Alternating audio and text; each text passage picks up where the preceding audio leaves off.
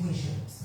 Don't miss In the Spotlight on Q95 FM Radio every Monday nights from 8 p.m.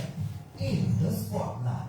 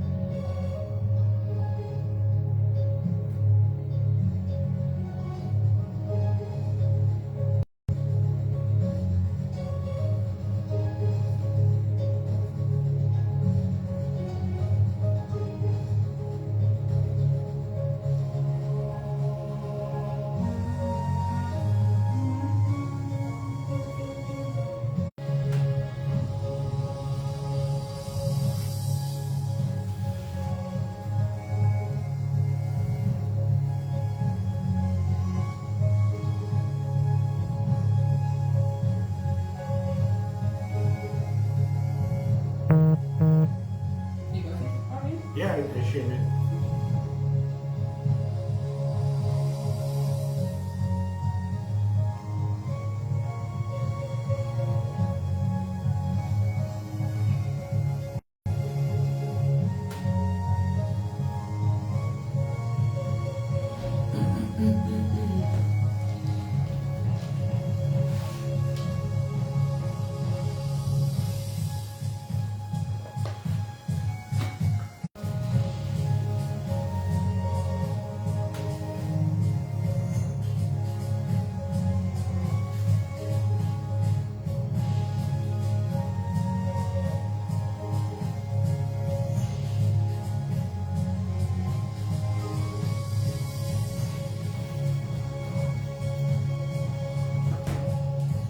All right, we're back.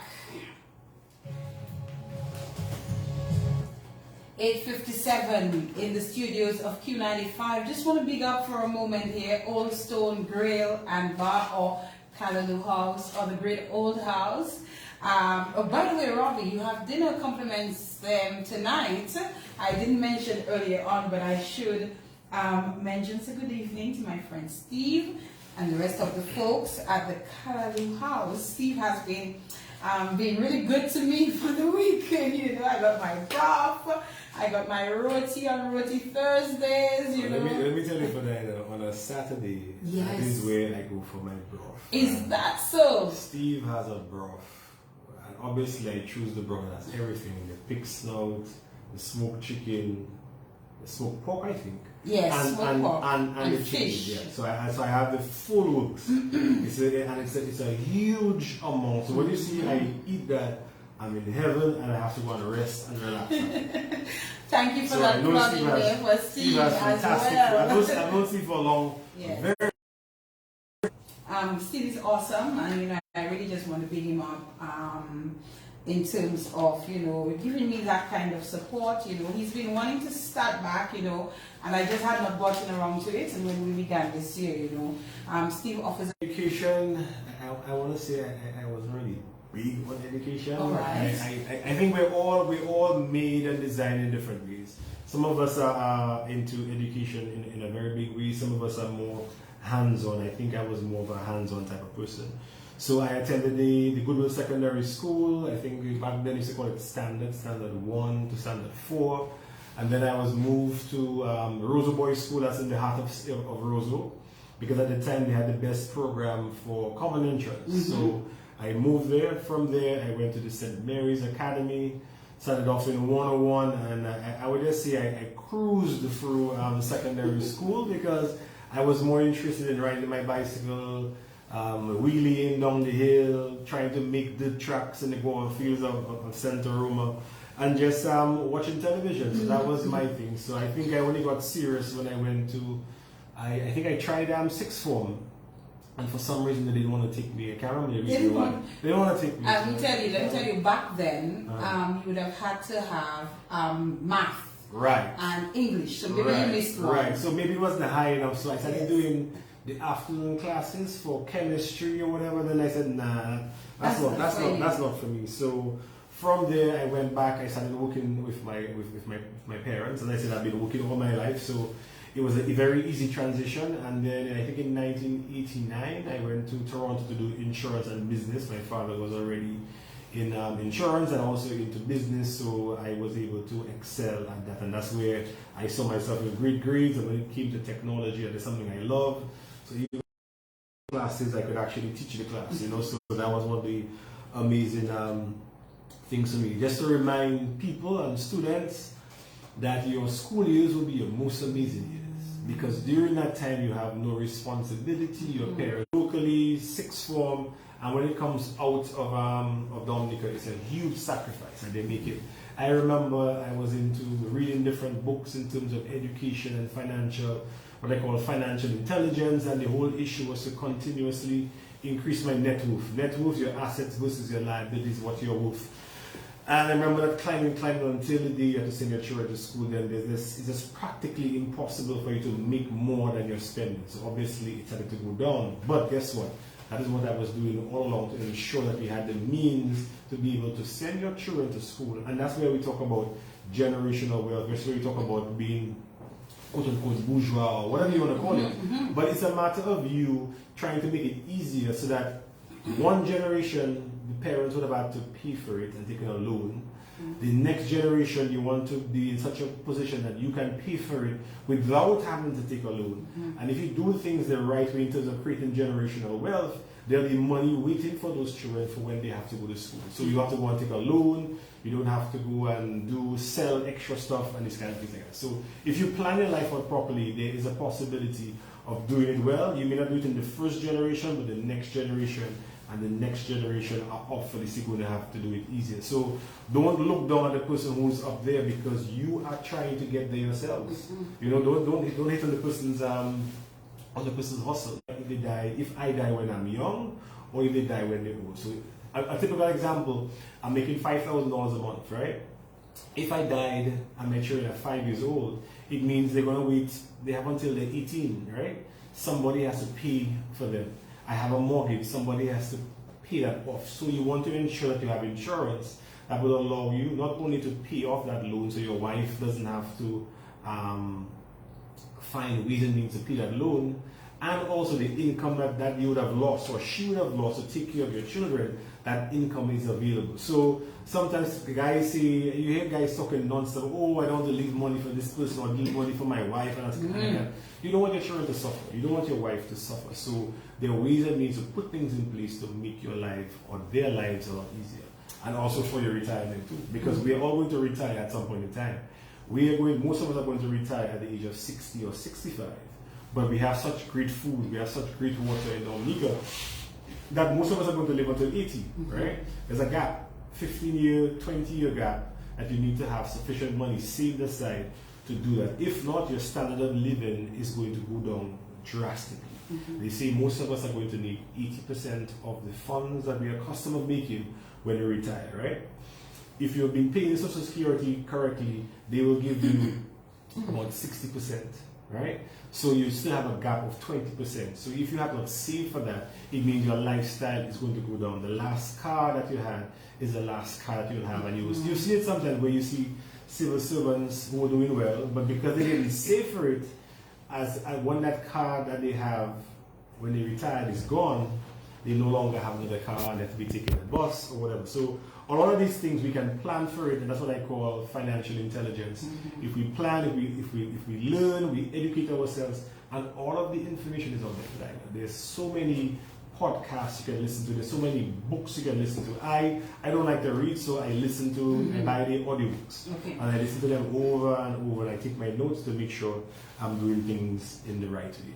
And I presume at some point, Robin, we're going to talk insurance. Sure. Because that was one of your family's main businesses. Definitely. So let us talk about the fact that you went into business.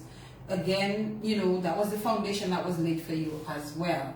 A foundation laid by your father, who is still an entrepreneur himself. Definitely. So tell me how that... So what I would say is that since I know my father, he's been a businessman and he's been into insurance and other forms of business. So clearly, that is, I don't want to say that is all he spoke about, but he always ensured that he shared that knowledge with all of us on a regular basis. And stuff like that. But guess what?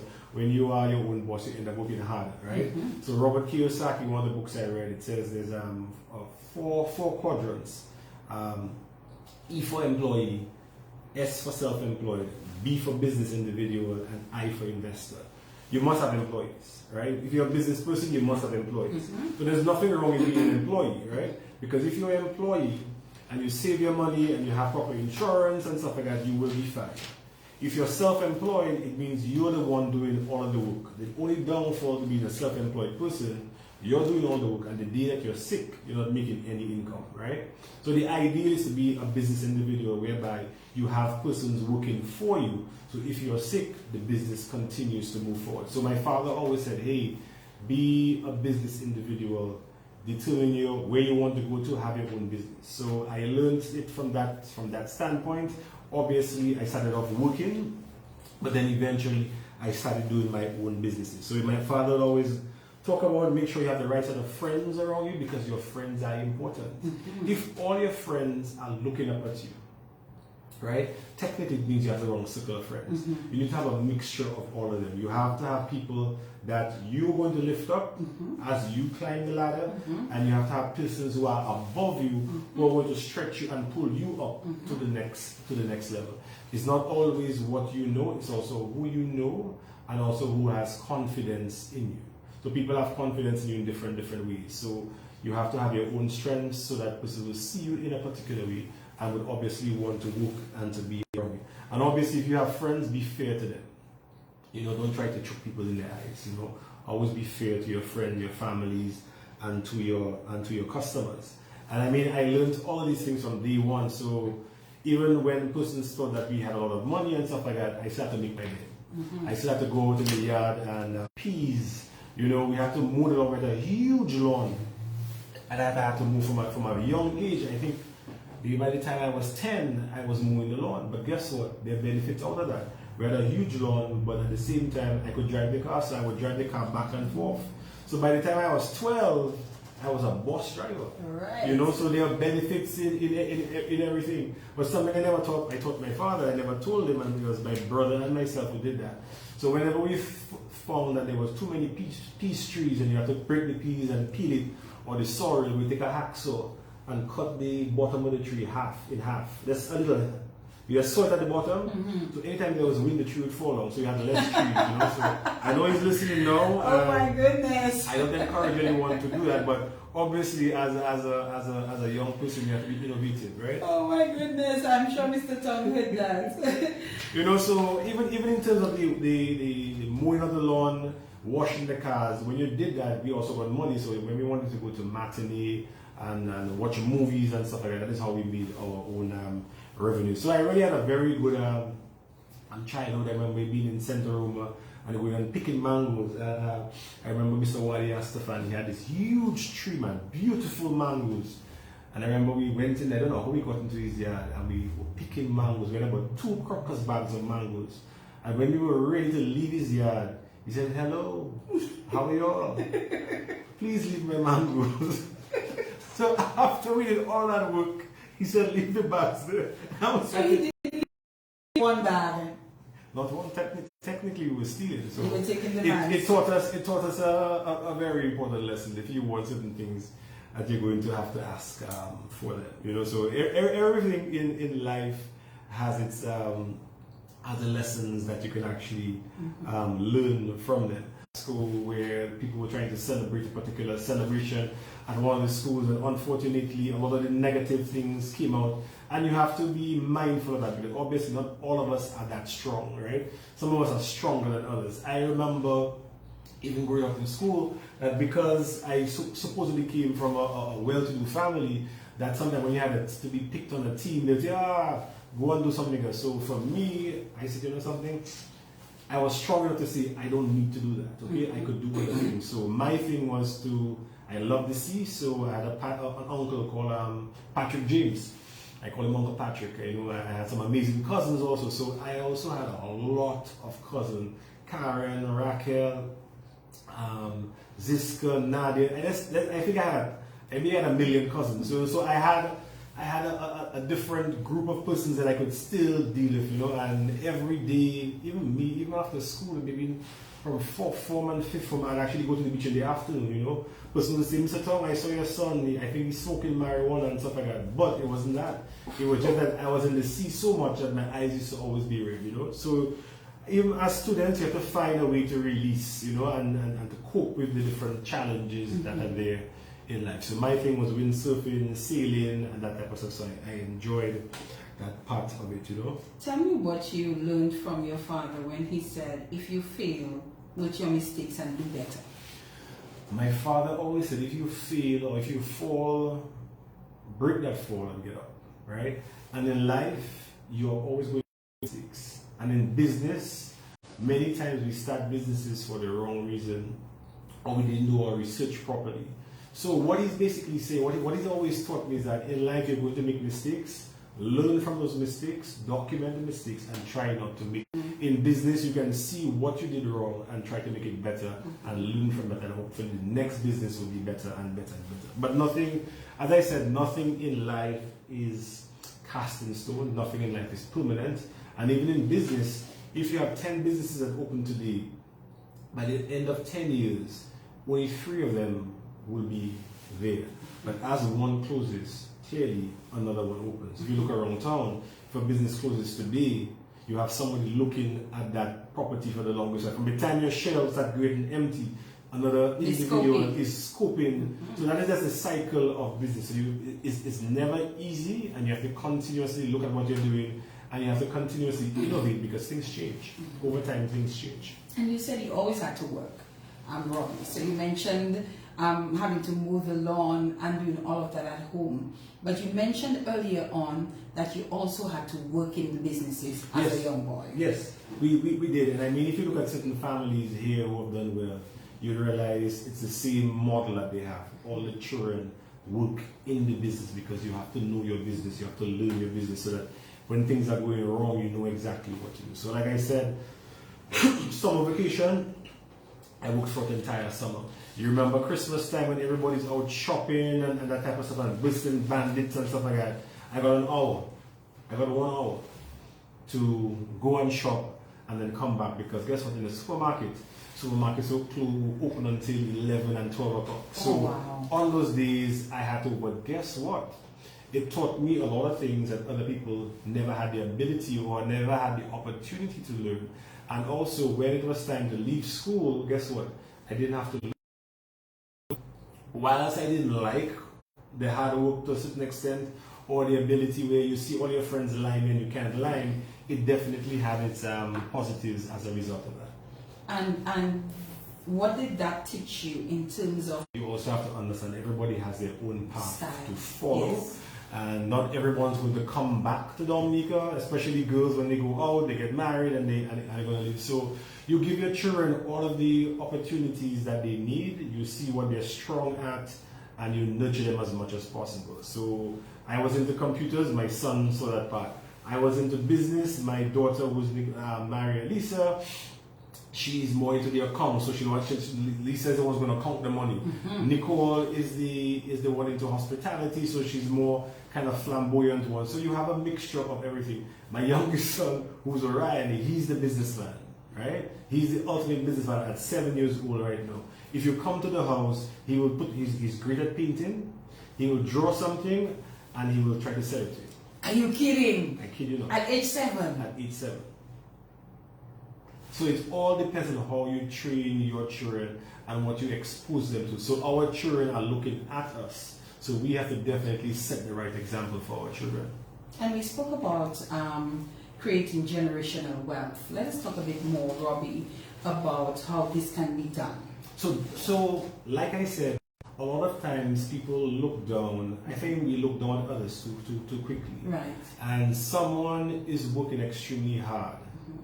They're studying, them, especially the moms, they're studying late at night, they're preparing meals and stuff like that. Right?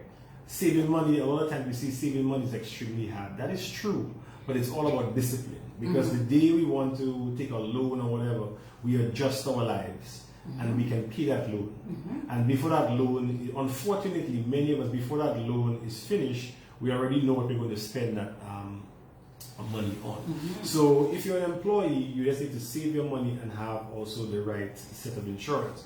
Or like me, I'm a business individual, so what I try to do is to create businesses and have multiple businesses that will give you multiple, what you call multiple streams of income.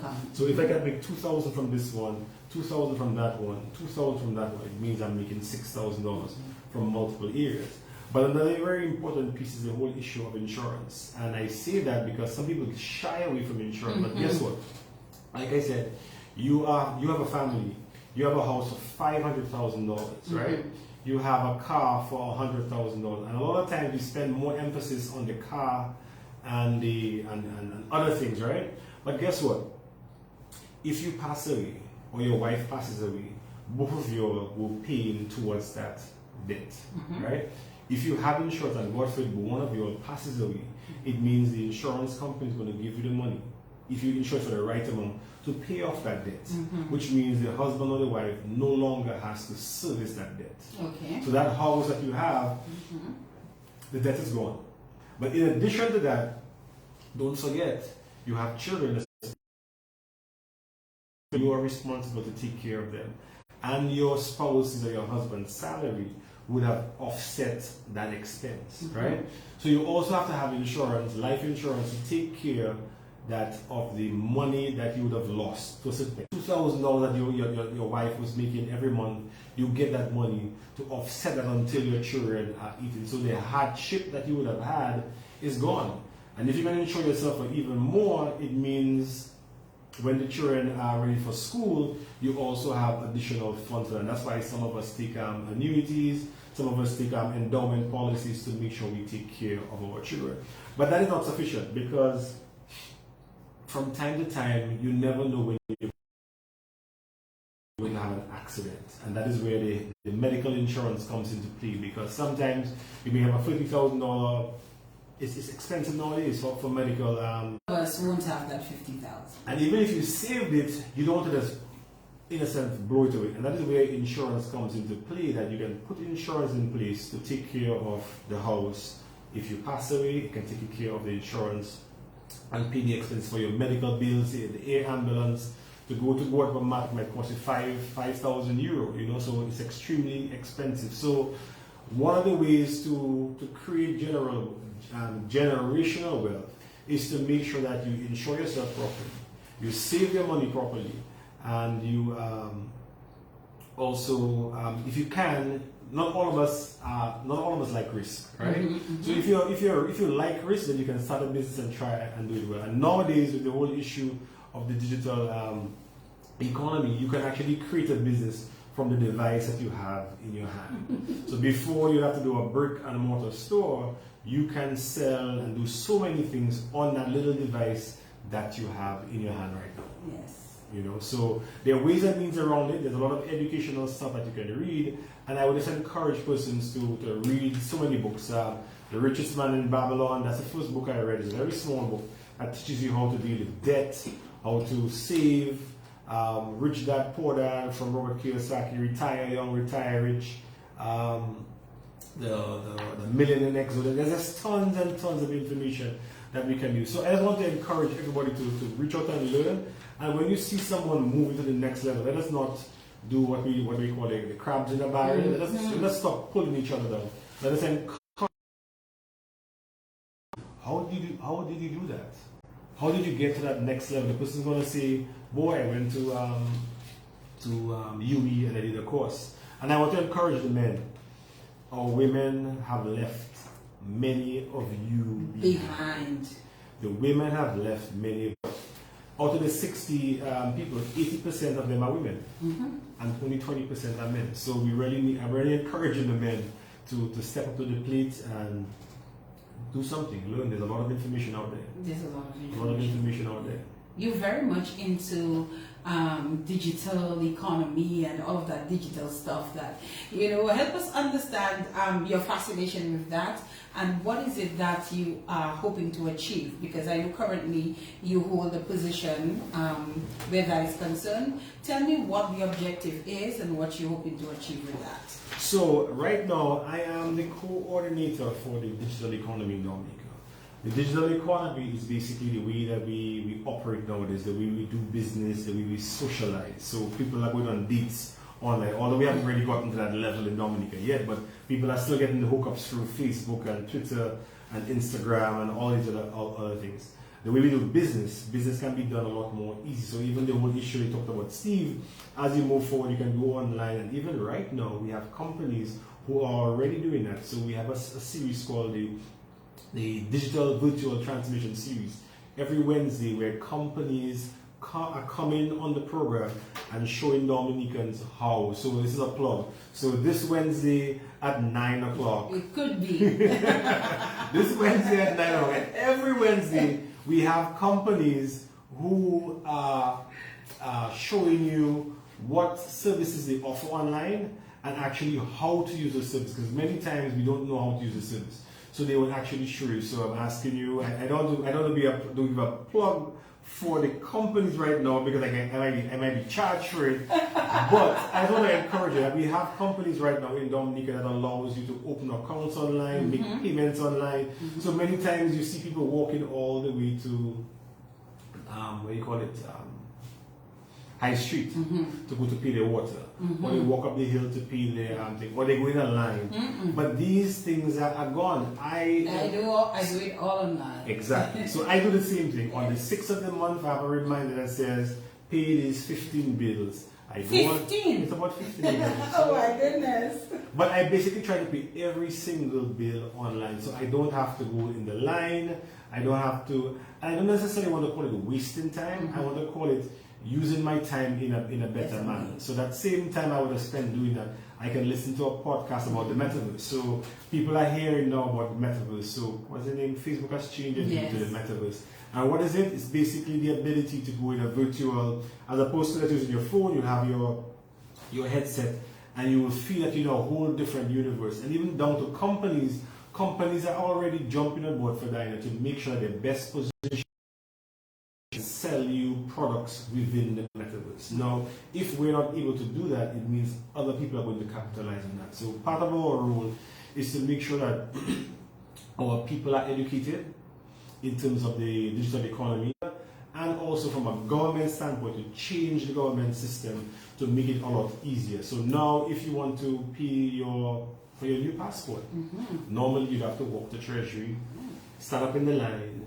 With COVID, thank you Jesus, the protocols has been reduced and things will change. But back 2 days ago, up until the 4th, you have to stand up in a line with 4 people. But guess what? Even right now, you can go to the Dominica government website and you can pay for your driver's license. You can pay for your passport renewal using your credit card. If you have a family member out of Dominica who wants to do that for you.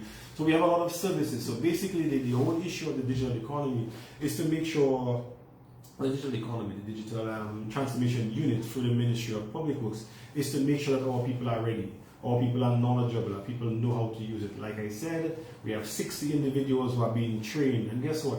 Someone is making $50 per hour. Because guess what? They are getting the basic wage. Let's just say the basic wage from a company in the US. You're making $15 an hour, but when you convert that 2.7169, they're making good money. Yes. I just remind them please pay your social security. Pay your Because at some point you improvements that we are making in those areas, and if you are one of the people spearheading those, I mean, it's really good. And being able to pay things online that you do not have to go stand in line for anymore, online, in line, yes, for. I mean, it's really good, and it's going to benefit all of us in the long run, and I really look forward to seeing more of that. No, definitely. I really look forward to seeing more of that. Things are going to change, and that's why we ask persons to listen. So take, for example, let's give you a typical example. You're going to fly to Dominica, right? You normally have to sit down on the plane and fill out a little form, or you forget to fill out the form, and you have to hurriedly do it. Just think of the big picture where you'll be able to fill out that form on your phone in advance. You'll get an email saying that with a QR code to say that we've received it, here's your code, and someone from immigration will receive that same email, not the email but your information. They can review it. If you're a person of no interest, they can upgrade your QR code to say walk through. So you scan your QR code, it opens the door, you just walk through. You say perm takes your bag for you, and you're gone. So as opposed to spending half an hour in the immigration lounge, you could spend 5 minutes, walk in and walk out. If you're a person of interest, one immigration officer. So instead of having 5 immigration officers, just imagine you could have one immigration officer handling that, of making your life a lot easier. Instead of having to, even like right now, you can fill out your application for a passport online. But guess what? As we move forward and we begin to gather more data, it means registry has your birth certificate, right? What's the name? Social security, not those social security are necessary. Your passport, your birth certificate, your marriage certificate, you can have all of those linked up, right? So that when you go to do your passport, there's no reason for you to bring and go and get a birth certificate, because government is already part of that system economy for. We have to also integrate all of the various departments. So when you go to the customs, you'll be able to pay, you'll be able to submit all of your documents online, including, take for example, if you have you need to upload a certificate for, what do you call it, for agriculture or whatever. So the whole issue is to integrate all of those to make doing business a lot easier, faster. I call it frictionless.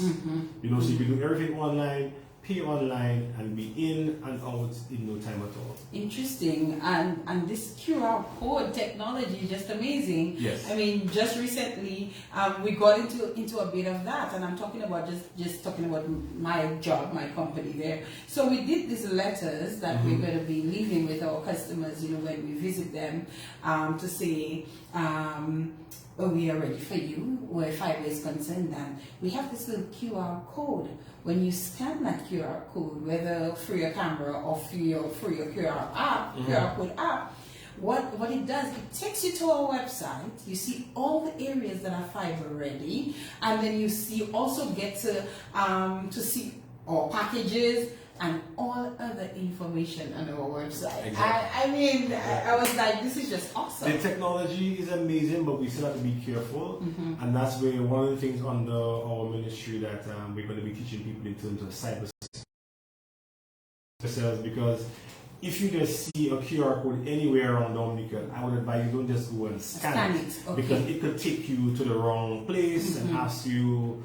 So I can always say to the individual, if you get an email from out of the blue because of the digital transformation unit, again, is to move Dominica forward in that way. We just want to make sure that no one is left behind and our people are knowledgeable when it comes to that. Okay, Robbie, we're going to talk about something that we saw happen that nobody saw coming, that Robbie got involved in politics. And I was surprised by it. I said, because we know Robbie. Robbie is in his insurance thing, and Robbie is just a guy who is out there, just living his life and so on. How did that happen, Robbie? And how did it start? So I think it started a long time ago. So obviously, first of all, did you have an interest in politics? No. Not at all? No. Okay, roll. What I would say is that all of us, we always sit back and we love to criticize. And we always say, boy, I could do this better. Oh, I would do it that way. So that was something for me. And like I said before, my mom was a person who was always giving. So yes. I had that in me. So The Rotary. I joined the Rotary Club. I joined the Rotary Club. I eventually became the president of the Rotary Club. I remember doing lovely projects where we did swings and playgrounds in the Kalinago territory, in Mahu and in the Massac School. I remember the VOSH programs where maybe over 2,000 persons would receive glasses free of charge every year. So that was my way of giving back. So I think people began to see a profile of me as a caring individual. I became like vice president of Employers Federation. I was president of DIC, kind of moving things forward. So I was really busy at that time. I was the CEO of First Domestic in Dominica. I was the CEO of First Domestic in Antigua. I was still part and parcel of Fast Cash. There's a lot of things that I was in. So clearly somebody saw, I think the Prime Minister saw that and said, you know something, hey, if I'm able to do things in a particular way, I should be able to help. So the Prime Minister, I remember calling and saying, you know, that there's this opportunity. And I said, wow. So all the time I've been trying to assist. Maybe that is part of the calling that God has said, hey, this is the ultimate way to give back to people. And people don't understand, but it is a sacrifice. So when I look at all of the things that I was doing, even down to my salary was way more than what a minister was getting. So even something when I listen to people say, oh, I did it because the salary was, I know what I was getting. And also there's a stigma attached to that, even down to the IPO, your life is an open book. You get blasted left, right, and center.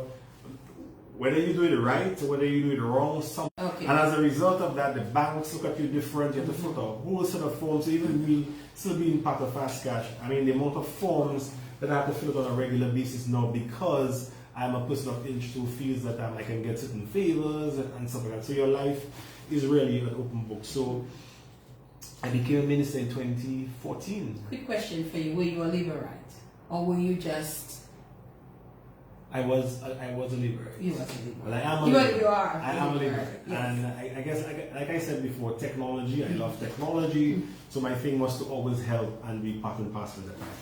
So in 2014, I became the Minister of Tourism and Urban Renewal. Yes. And again, somebody was just calling me on the phone, and I remember speaking to that individual on a regular basis before about the city and keeping the city clean, and we should do this and do that. And I remember that was one of the first things I said, boy, I'm into tourism. I don't like the way the city looks. What am I going to do? And I remember starting that project with Sonia and Bernard and going to the city and cleaning, and I was part and parcel of that. And they did a fantastic job, you know, where we had a system whereby in the morning at 5 o'clock the guys would go out and clean the city, and people said, boy, that was the cleanest the city would be. But guess what? By 8 o'clock when people came to the city, everybody was just dumping stuff, and I mean, it was really shameful. I keep on moving through there, and what I would say is that it was a very difficult job, and I think sometimes you have to begin to manage the administrative side. So I was purely administrative, so I was able to move things forward and stuff like that. But after Hurricane Maria, when things were out of whack, and you had the whole issue of the distribution of food and stuff like that, and people were complaining because greed is something whereby you give the guy on the truck, someone on the truck is going to take, and then you bring to another person, somebody's going to take. So I said, you know something, with a big heart just like my mom, I said, you know something, bring that truck to my house. We brought that truck to my house. I created what I call like a gangway, and you had food going in and out, and then we had created a list of all the people and made sure I rented a truck. I rented a truck on my own money, and we delivered the goods every evening in certain areas. And again, people were still saying, boy, that's not really working. I said, wow, how am I going to do that? So we rented a spot in Upper Lane. I paid for that again from my own funds, and then we created a system whereby this 5 lanes, you would come on a Monday, these 5 on a Tuesday, Wednesday, Thursday, Friday, again to make it as fair as possible. So when all of that too, they automatically kind of associate with a true political thing, that I want to be a politician, but the whole issue was, the intention was to help and to make things easier. And that was your point of concern at the time, is helping. To get out of because I couldn't be part and parcel of it from a conflict of interest issue. So the management of First Domestic, I had to leave that. Management of Antigua, I had to leave that. I started a new business, Freight Master. I had to forget about it because I just didn't have time to do all of these. But why though, Robin? Why did you? Because why did you accept it was a way of giving back. It was a way of always saying, like all of us do, that we can do this a little bit better. I said, hey, this is the opportunity. Look at this. I have no issue or idea of doing that. Look, that opportunity has been placed in front of me. I feel I can make a difference. I'm going to go in and do my utmost best. You know, and some of the things that I'm proud of. Yes, let's talk about some of those. Would be again ensuring that the city was immaculately clean on a regular basis. Making sure that we supported community tourism in all of the different areas to make sure that they got support. Even just the other day I went to Miro. What the other day? Sunday I was at Miro and I saw all the beach chairs and all of the umbrellas, and I still felt very proud. Although when I went, the guy charged me $20 for the chair. I was like, wow. But I was happy to pay it, you know. So we were able to bring the level of level using technology. Also, a lot of people said, hey, I didn't see the advert for Dominic, but I said, guess what? The way we did it, we use what we call analytics. So you know, sometimes you go on a site and you look for a shoe and you keep on seeing shoes, so they know what you like. So we would ensure that our ads were only placed in front of individuals. What they call it, after Maria, we were able to open up the country very quickly. I remember all of the sites that we had. It took Kathy and them over 2.5 hours from the top of Emerald Pool to the bottom of Emerald Pool, and we were able to work with the Cubans and everybody else to get that up and running. What was it?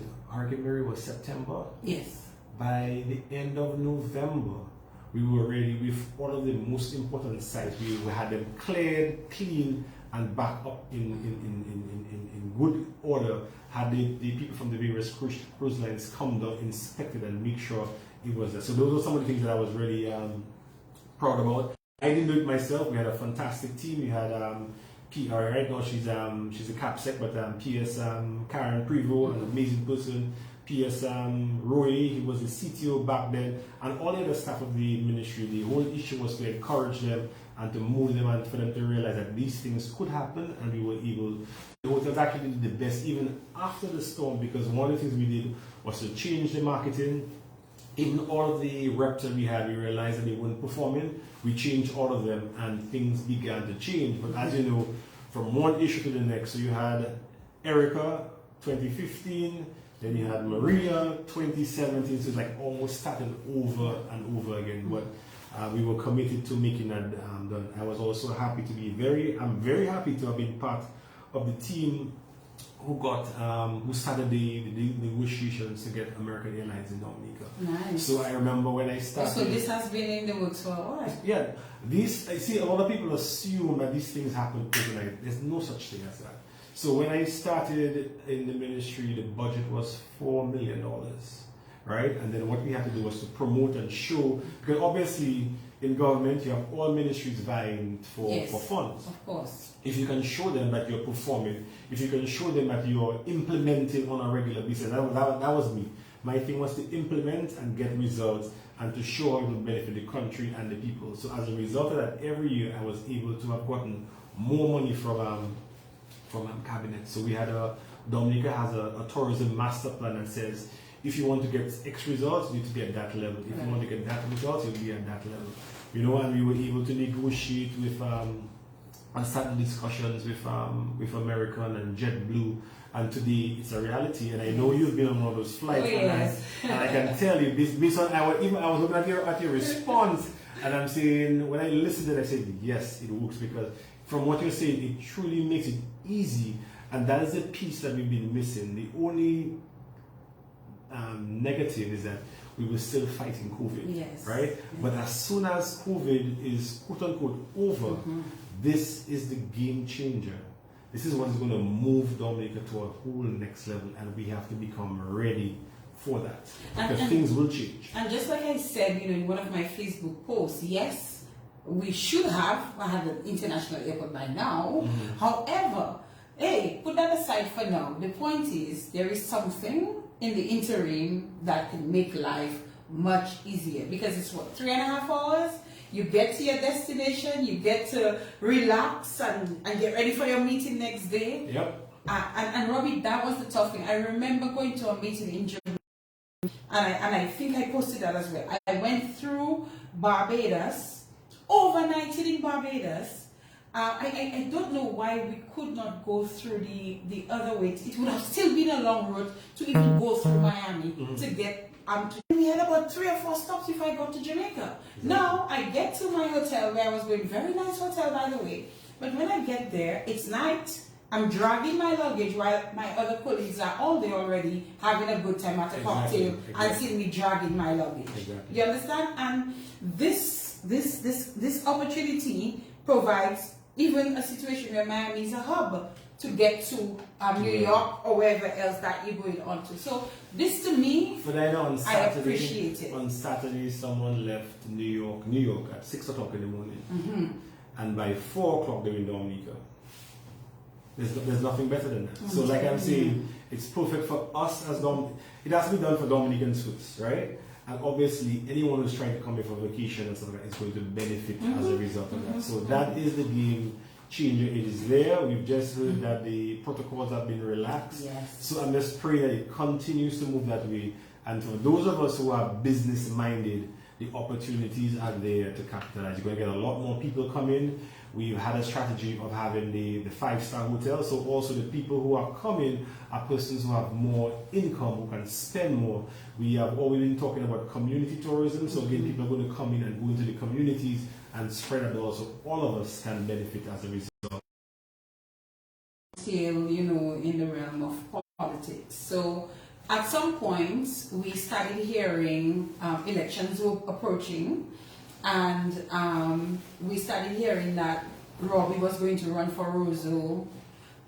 Then it turns out, no, Robbie's not running for Roseau. I knew that I wasn't going up. At some point I was asked about going up, but I have to say that I have to be mindful of many things, right? And yes, I would have liked to have represented the party. I would have liked to have represented Roseau, but that was at a time. Hurricane Marie was 2017, and we were still going. When I say we were, my family was still going through the issue of first domestic. And we'll talk about that. Exactly, and the issue of first domestic was that basically that there were many persons who had not been settled yet, right? And I have to say, hey, how can I, as an individual, go to someone and say, hey, vote for me, when they may not have gotten paid, or their brother, their father, their sister, their mother have not gotten paid. Even I haven't gotten paid. That's called having a conscience. Right. So I said, one, I would not want to do that for myself. And like everything else, a party is also bigger than just you. I cannot put my party in a situation, in an embarrassing situation like that. So if I was asked, I would have said, hey, whilst I would like to do that, I have this issue and I don't think I'm the right person for that at that point in time. So, and basically that was it. That was it, yeah. That was it. I cannot do that. I mean, like you said, you have to have a conscience. It would be, I mean, a super macho person would say, to hell, I'm going to do blah, blah, blah, blah. And then in the end, you're going to get all of the blues. I still get my fair share of blues as a result of that. I still get my fair share of, I always remember the day I was sworn in, I could walk in Roseau and I could tell you who was for and who was against, just because of the way people were interacting with you. From the time I was no longer a part of the government, people started shifting to the side, but you still get your blues every now and then, But then the party had not won in a very, very long time, And it has been won by the Freedom Party and the United Workers Party. Right, exactly, and part of the challenge was that Roseau, a lot of the people no longer live in Roseau. So obviously you have to do a lot of work. My role was to bring the team together. My role was to use data to find out where people are. I mean, I searched for apps. I could tell you who was, based on our information, I could show you, tell you who was in New York, who was in that area, and all these kind of things, so you could reach out to them and talk to them and that type of stuff. So God's willing, we did a good job with a fantastic candidate, and as a result, we won. And so that was a good segue for me. It made me feel good that I was able to contribute, and we actually won as a result of that. What does your future look like in terms of politics? Do you see yourself, first of all, do you consider yourself a politician even? I don't. And do you see yourself, going down that road again in the future? Let me try and give you a joke. I consider myself to be a worker. A worker? Yeah.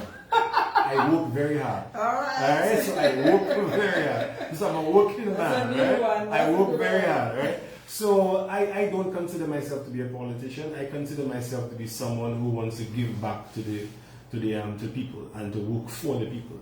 If I'm given the opportunity at some point in time, if the time is ready, if it's the right time, I would consider it. But for now, no, that's not in the cards. Not anytime in the near future. No. In addition to that, my father is a lot older than he is right now. We have a company that we need to run. I also have to begin to transition and spend more time in terms of making that stronger for future, again, generation, for the next generation. Hopefully one of my sons or my daughters will take over, and likewise it'll continue and continue. They always say the third generation is the one that sometimes messes it up, because the third generation, because they've gotten everything the third.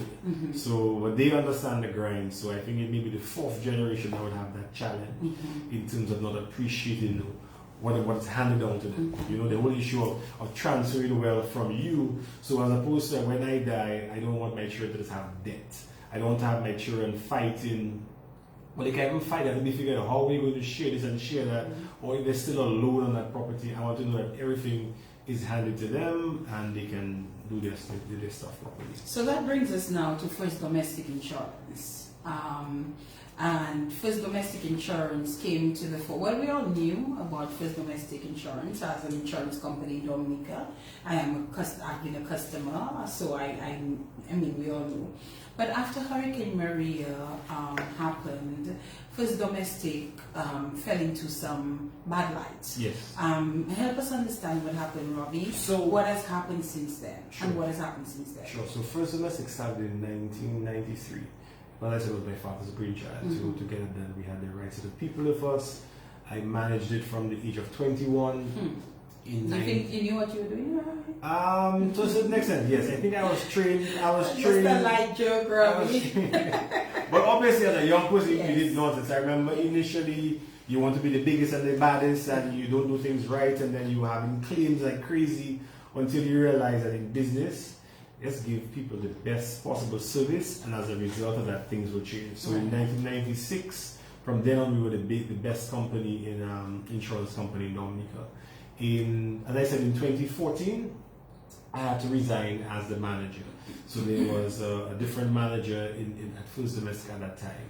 And every year you must purchase what we call a reinsurance. So the same way you buy insurance from us, the company also has to buy reinsurance. So the company buys reinsurance in the event of a catastrophe. And traditionally, companies about 10 to 15% of what we call catastrophe in the event of a storm, or like from a rural standpoint, if a block got burnt and 10 houses got burnt in that area, you would have sufficient money for that. As we know, Hurricane Maria was not a regular hurricane. It was one of the worst hurricanes, and the regulators would have sanctioned that.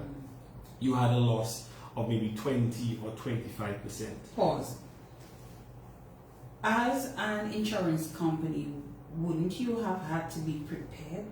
Right. So in the case of something like a Hurricane Maria? Right. So that's what I'm saying. In the case of a hurricane, traditionally you purchase what we call catastrophe insurance in the region of 10 to 15% of your portfolio. Okay. So if your portfolio is, let's say, $100,000, no, let's use an easier figure. If your portfolio is $100, you would buy reinsurance for $10 or $15 worth. Because normally when you have a storm like Hurricane, what was it? Hurricane David, the loss ratio would be about 8%.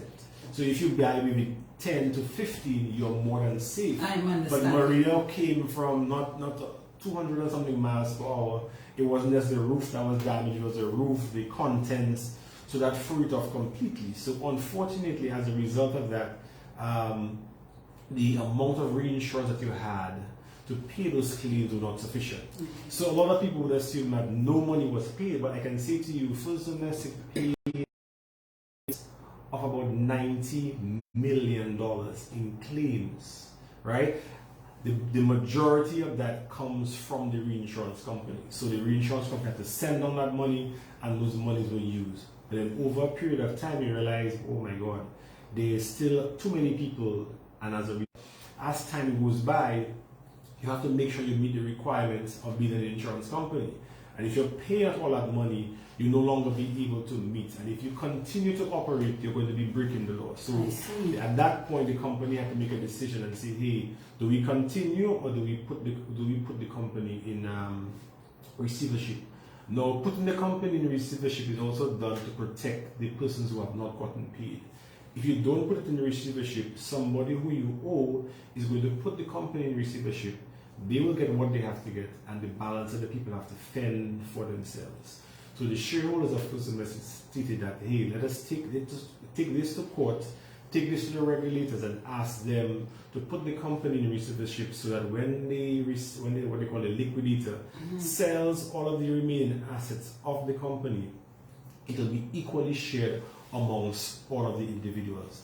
Again, you have you have COVID-19, so things in the economy, they ask you to sell a property is not as easy as you'd like. So First Semester has 3 huge properties. So once those properties are sold, the persons who have claims will still be able to get a significant share of that to offset their claim. So the court has appointed a liquidator. It is the properties are sold, and everybody gets a fair share of that money. I mean, from a family standpoint, it has been very stressful. It has been very depressing. I mean, I know there's nights I couldn't sleep, and I'm sure my father went through similar things. Even today, you still have a lot of people who are still asking you. So what you're saying is that as we speak, there are claims that have not been. There are still claims that have not been settled. The majority of claims that have been settled, but some people have not been settled. And obviously, it can be one person who has not been settled. It means that you have not gotten your share of your funds to repair your house, which means it puts the person under tremendous pressure. So we do understand and we sympathize to the individuals for that. But there is recourse, and hopefully in time, once those properties are sold, the persons will get back a share of the money. So is it that there is no first domestic anymore? So technically, I wouldn't say that there's no first domestic. The company is still registered, and you have a liquidator who's responsible to protect the assets so that nobody takes it, nobody can put additional claims, so that he has a time to be able to sell the properties. And if he gets $1 million, so let's get a rough idea.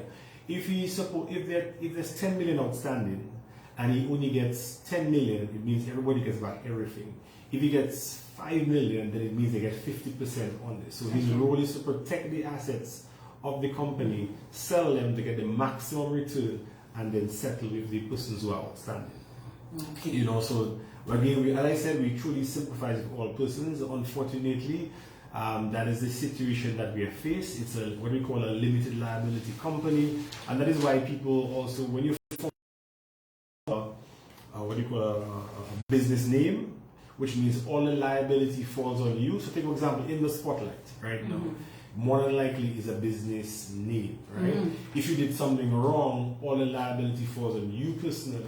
And that's why as companies get bigger, you eventually change it to there's a liquidator who's responsible for these assets of the company to protect them. It's taking a while, but the issues that circumstances even right now just don't make it easy for the liquidator to sell the property. But things are going to change. Things are going to turn around, and hopefully persons will be at their fair share. Okay. So as it pertains to the insurance business, where does your family stand right now? So in terms of the insurance business, we have, once the liquidator was appointed, we were separated from the company. We were separated from all of the assets of the company. The vehicles, no access to the vehicles, the buildings, no access to the buildings. The liquidator is the one responsible. If the liquidator rents it, the liquidator is the one who's collecting the money, again, to put in a fund to pay people at a certain point in time. Okay. Yeah. Are you going to go back into the insurance business? At some point, I would like to get back into the insurance business. However, for now, like I said, my thing is the whole issue of the digital economy. So I've actually created something called discounted premium, right? Okay. It is not an insurance business. It is not an insurance service. And that's why even on that blog, my something, I mean, there was a whole hullabaloo about me doing X, Y, and Z. Yeah, my boy speaking? Yes. Okay. Contrary to the law, but obviously I have to do things above the law. I have to follow the law, and that's why I said, whatever you do, you have to have clean hands. You have to have a conscience, and you have to do it that right. So what I've started providing is what I call this online service.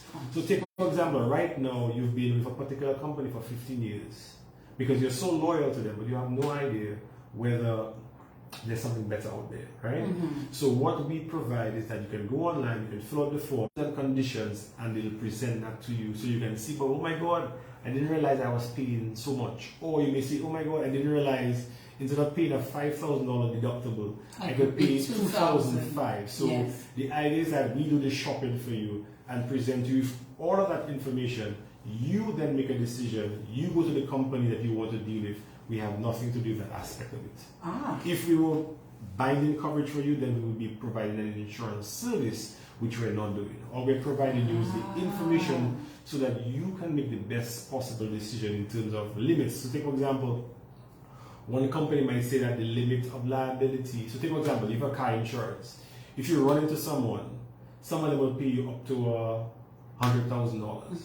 Some of them might pay you up to $200,000, but guess what? There are cars in Dominica that are worth more than $200,000, right?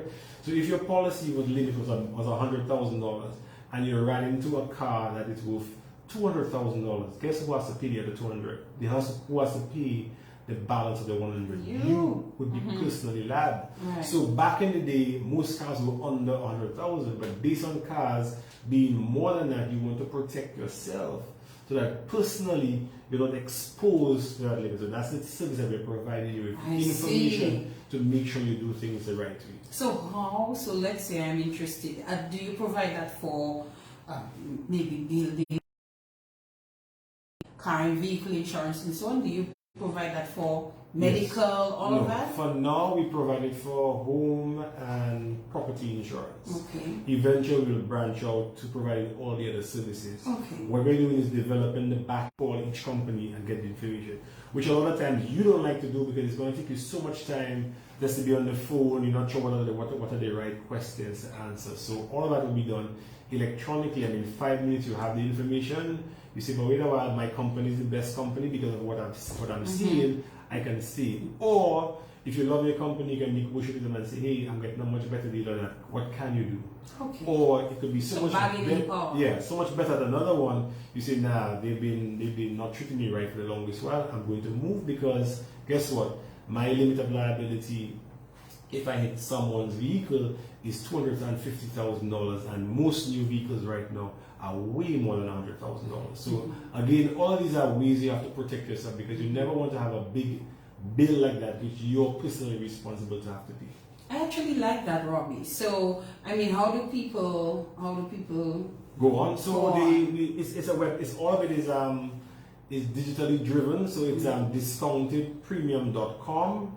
It has an application form for property. It has an application form for homes. You fill it out. It'll automatically spit out an email back to us. It's in the right format. We send it to the 10 companies. They get back to us. In 24 hours, we provide you with your information. And you make a decision as to who you want to go to. We're not affiliated with any insurance company. And like I'm saying, we're not an insurance service. We don't provide insurance. And you don't provide any guidance. So you should go with that one. Or you should No. That is totally up to you. And the information is presented in such a way it makes it very easy. If you want some advice, I'm sure we can give you advice, but we cannot tell you go to this particular one, or we're going to get a commission from that person. No, we don't have any of that. And of course, there's a fee to that. For now, it's free for the next 6 months. It's free for the next 6 months. Because forget when our driver's license is due. We forget. So that's another thing that we offer. You forget when your vehicle license is due, and then the police stop you and you pay for a ticket of $75 or something of the sort. So we provide a lot of services, and as I said, it's all driven online. It makes it very easy. It makes it very efficient, so we can offer that service for the next 6 months free of charge. Eventually, we'll maybe charge a small fee of maybe $25 or $50. The only issue is that numbers. There's so many cars in Dominica. If I got a significant portion of that, it will be more than sufficient to sustain the business. So this is a new innovation of yours. Yes, it is. It is. I mean, I have many others. Like from since I've known myself, I've actually had a drawer. I used back in the day. I used to have a physical drawer that had business plans in them in terms of what I wanted to do at some point in time. Nowadays, with technology, it's in a folder on Google Drive. It's on a folder on Google Drive. Talk to us about some of those startups you've done. So this is a good one. Talk to us about some of the things. What I would want to say to individuals and the persons listening is that you will fail. If you've never tried, you will never fail. Right? So you have to try, you have to do the business for the right reason, you have to do your research. I mean, I used to have a nightclub. You used to have a nightclub? Yeah, I had a nightclub on the Bayfront called Ecstasy. I remember Ecstasy. Right. Yeah, I didn't know that was So I had a nightclub called Ecstasy. I had a business, back in the day, I had a business called Freight Master. Now it's called Freight Masters. Now it's called Freight Master. So I've tried many things, and in life you will try it. I tried, what's the name of that company? One of the best ones to me was Fast Cash. I started Fast Cash in 2004. I started Fast Cash at $7,000, right? Fast Cash, and I remember going to the bank again. You have to be persistent. Banks are very tight nowadays. I think they've always been that way. It took me 4 months to get a loan from the bank, $50,000. In 2 months, I blew. I won't say I blew. I was able to outlend that money. I went back to the bank and I said, I need $1 million. They said, no way, I can't give you that money. I said, wow. I said, I'm going to give you 51% of the company and give me to the bank. Yeah. They said no. Then 2 months after, the bank tried the same thing and they lost all that money, right? Wait, what? Well, they started doing the same type of loans that I was doing, but they were not doing it the way I was doing it, so that got blown away. So I eventually met 2 Jewish guys, and I said to them, hey, I need $1 million. They said, okay, no problem. So they invested the $1 million into the business, and they bought 75% of the shares. So I got paid for my shares, and they brought in $1 million. A lot of people said I was crazy. I was about to say that sounds crazy. Sound yeah, right to me. But guess what? I was making maybe $50,000 a year in Dominica alone. So yes, I was a king in Dominica. But by them bringing $1 million, we were able to do Antigua, St. Lucia, Grenada, and obviously my little, my small percentage, because it was in all the 5 islands, it was worth a lot more, and I was getting dividends and stuff like that. So eventually I sold the company again and they got new investors in, but I'm still part of I'm still a director on Fast Cash from 4 until now, and I still get paid. You still get paid. So that's what they call passive income. So if you can set up yourself with small companies that each one pays you a certain amount of money, and this money that keeps coming in over Dominica. Fast Cash is in St. Kitts, Antigua, Dominica, Grenada, St. Vincent, Bermuda, and Jamaica. That is a company that was created in Dominica, and that is throughout the entire Caribbean. So if you can do something well in Dominica, there's nothing that prevents you from doing it into other countries. So there are a lot of new entrepreneurs nowadays, so I encourage them to expand their horizon. I encourage them to ask questions. A lot of times we try to do things ourselves, and everything has a learning curve. So if you ask the right questions, you could get it done in 3 months or less. So don't be scared to ask questions. Ask individual questions. Ask, how did you do that? How am I going to do that? How blah, blah, blah, blah. Do the research, and you'll be able to move your company. The Puta, Joff Astafan, Yuri Laza, Ali. And guess what? Even today, we have a WhatsApp group, and we speak every single day, multiple times a day. And guess what? That group, the bulk of us are actually businessmen. So Emily is a businessman, Joff is a businessman. Yuri also does business. Yuri's business, but Yuri's more like banking and stuff like that. So it just shows you that your circle will also push you in a particular direction. If your circle is all about lining, that's more than likely all you're going to do until you're ready to break out of that cycle. So your friends, your circle is very important. Always have people who are going to who are going to either pull you up or who you're going to aspire to be like. So it pushes you out of your comfort zone to get to another level. I like that, Robbie. A few things on the cards. Are you willing to share some of those with us? So like I said, I have a lot of ideas that I did, but again, sometimes you try. One of the things I would say to individuals, try not to do too many at the same time. I think I am trying to do too many at the same time, and as a result, too little. I wouldn't say failing, but too little is done. So I remember just before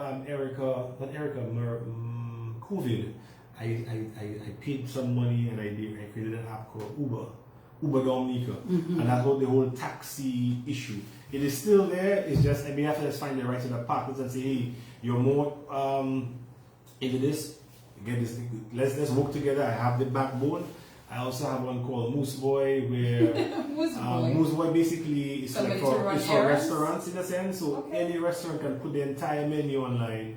They can assign drivers to it. So if you want to order something, not just you have to call different people. All of it is integrated and seamless. The challenge has always been to get the right payment gateways to allow you to make the payments. Luckily, now that it's coming on stream, you have they just did what they call the APIs, so you can integrate your payment system with their payment system. Okay. So once these things happen, it means you can move a lot quicker. There are a couple of others, but I don't want to mention them right now. You see, sometimes ourselves hire the right set of people around you with the right thing. So even like I had this company called Freight Master, where we're doing freight. Emil had this company called We Forward, doing freight. And then we said, guess what? We're doing the same thing. All of the other people, some of the Chinese, they're all working together, right? They have a container coming down, 5 of them put all their stuff in the container, whereas some of us, we are free to do that. We don't want people to see this, we don't want to see that. But by them doing that, they can reduce their costs and they can move forward a lot quicker. So I think we as Dominicans have to begin to work together. So Emma and I have actually merged our companies together. So instead of having We Forward and Freight Master, you have We Forward Freight Master, right? And it is the what I call the marketing person and the IT person. So we have a system where the same way like FedEx and DHL, where you can track your packages, we have that same exact stuff. We started off in Dominica, and now we have an agent in St. Lucia, we have an agent in Antigua, we're working on the BVI, we do cargo out of Miami, we do cargo out of New York, England. So even if you can order online and ship to us in the US, or you can even ask us to purchase the stuff for you, and we will go and purchase the items and send them. Because some items are kind of difficult. You want a store or certain things. You want somebody to take a look at it for you. More coming to the fore, but I am happy that you've come to the realization somehow that there are some things you cannot do all by yourself. There are some things that you have to seek help to get done and to get it done well, and so on and so forth. It is 15 past 10. Wow. So we're going to have to start winding down, but a few things, Robbie, that I think that we want to share. And you say that God is amazing even when we cannot see or understand. And you highlighted some events and what some of these events have taught you. And I would like you to share that with us, because I believe that some of us can also learn from the lessons that you have learned. Sure. So like I said, God is amazing. And even when we cannot see and we cannot understand, in life we have all sorts of issues that happen. And when we say it, but until we are challenged, that's when it. So we always tell people, oh, God is in control when somebody of theirs passes. Until somebody close to you passes, you realize, oh my God, is that really true? You begin to doubt it and stuff like that. And what we realize is that we've had Tropical Storm Erica, Hurricane Maria, we've had failure, well, for me, failure prepared us for Maria. to a certain extent. I remember being responsible for cleaning and getting people out of Dominica, making sure the ferry was open.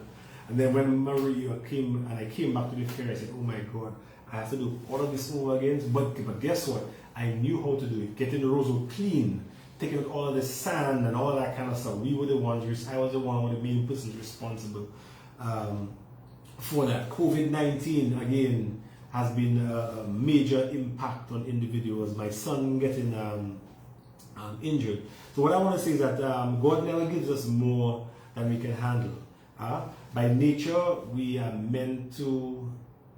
God always makes us suffer a little bit, right? Because if you don't suffer in one way or the other, you're not going to appreciate the point in time. You have to learn and appreciate, because a lot of times there will be some kind of breakthrough for you. You are going to get over it, but many times we forget so quickly. Hurricane Maria made us realize that all of the glimmers need to be within our means.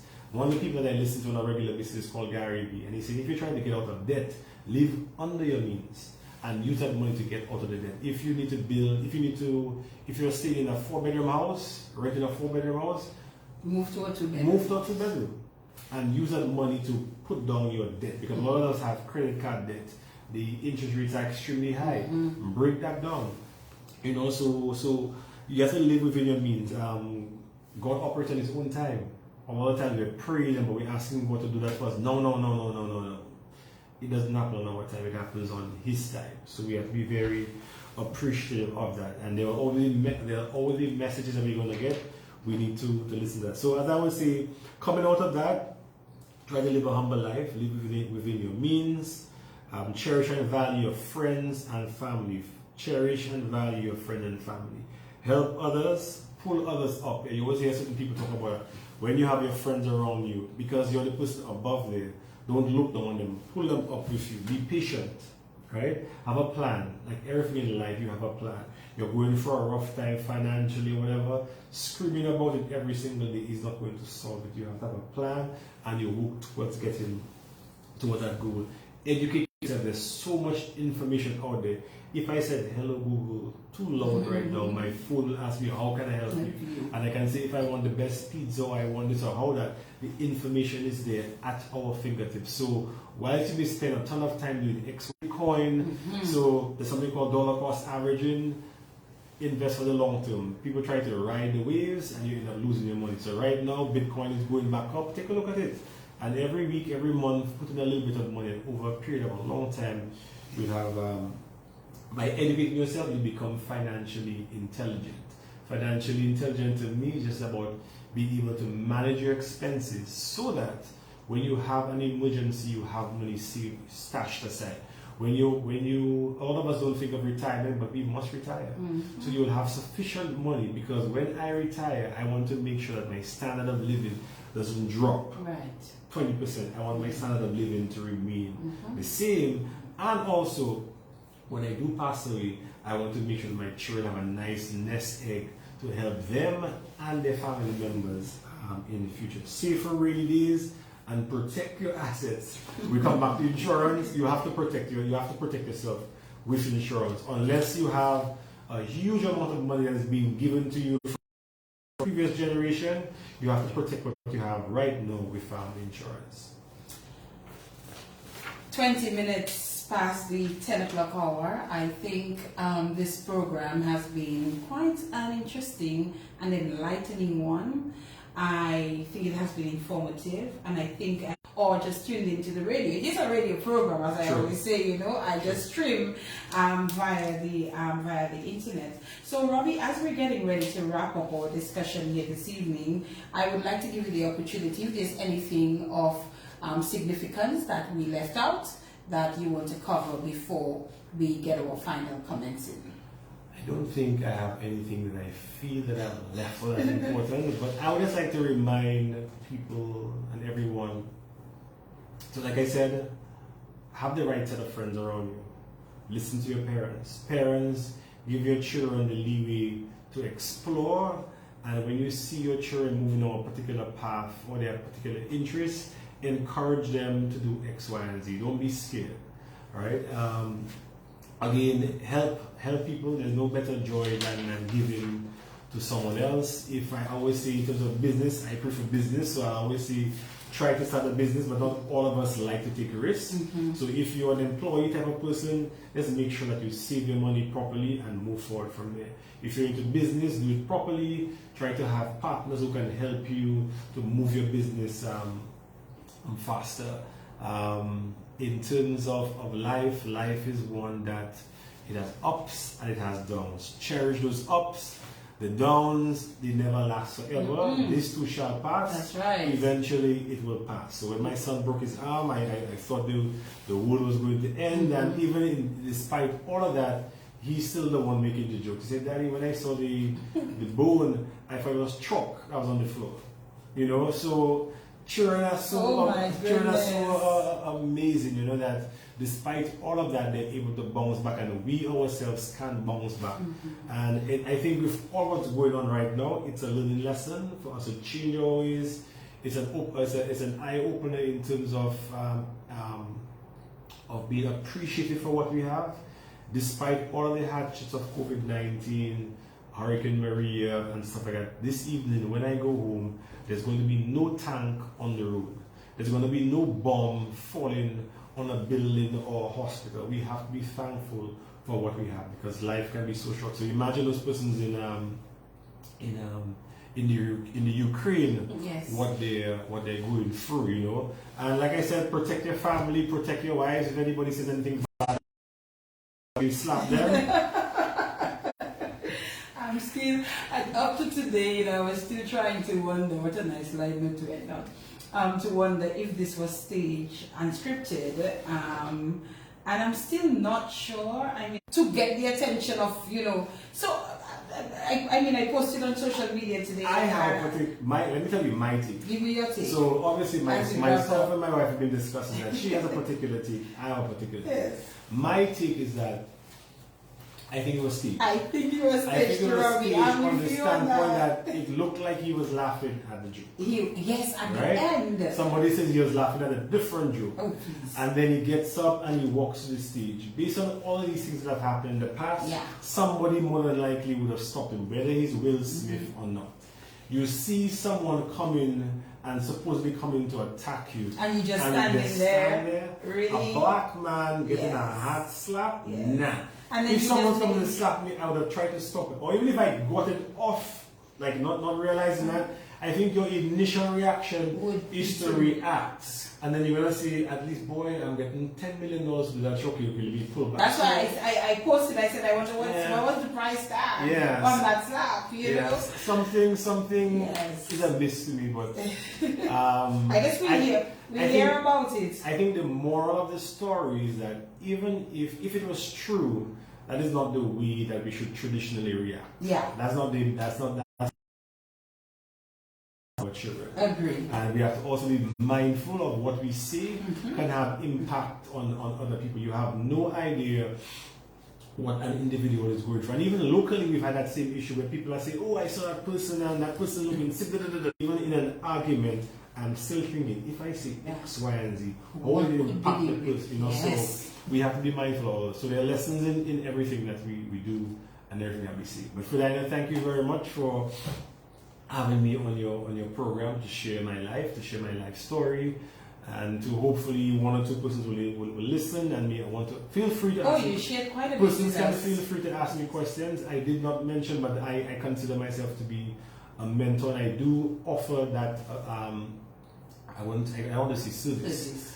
Service means that you traditionally pay for it, but I offer that to anyone who's willing to ask questions, whatever it is. That is true. You've reached out to me. Yeah, I'm open to provide that advice free of charge. Right? So if you hear me react to something or speak to someone about something, please take it with a grain of salt and just trying to make whatever you're doing better.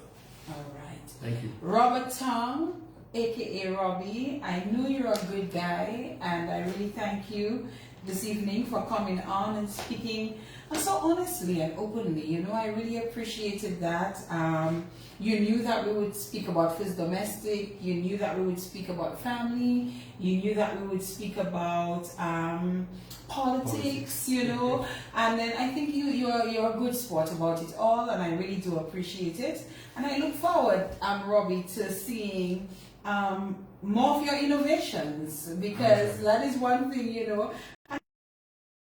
what you're going to be doing with this digital economy.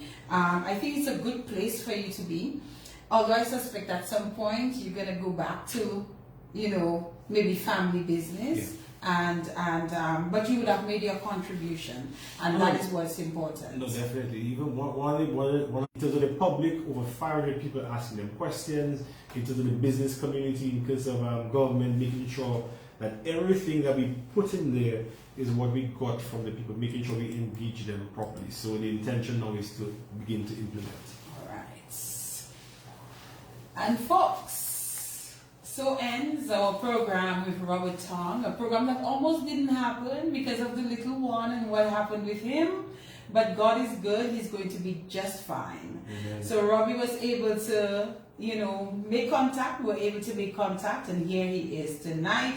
I missed the opportunity to be able to gather some voice notes, you know, so we could hear from other people speaking on his behalf. But who knows, maybe they'll be around too with Robbie.